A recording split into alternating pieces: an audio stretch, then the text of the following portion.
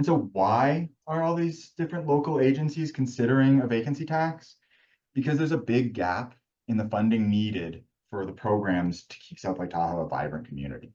The city, published its housing element a few years ago with a roadmap for how to solve the housing crisis, and this was celebrated across the state, actually earning the city a pro-housing designation.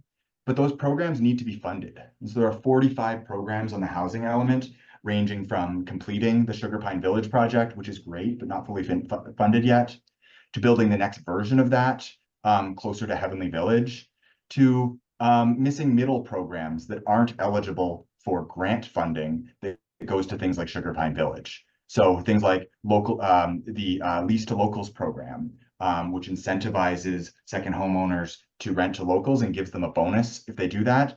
That's not eligible for grant funding, but if we wanted to expand that, we could do that with a local funding source. Same goes for a whole bunch of other things in the housing element, including first-time homebuyer programs that we used to have and that would be really great to bring back.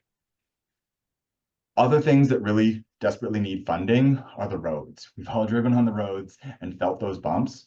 And at the current rate, it will take over 100 years to fix all the roads. And that's sort of assuming that they don't even get worse in the meantime. And so we really do need a meaningful funding source to be able to pick up the pace there.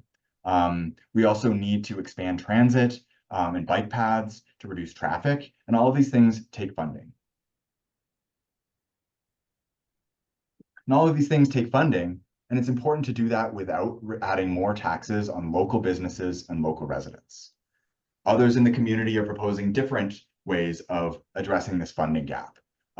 For example, increasing the TOT hotel tax higher than it currently is, or introducing a new business improvement district to tax the businesses on the South Shore, or introducing a real estate transfer tax to add a sales tax on top of the already high cost of housing. So I think that there's a lot of consensus around the community that a funding source is needed, but I think that it's especially important that a vacancy tax is used because it doesn't increase taxes on local residents and businesses.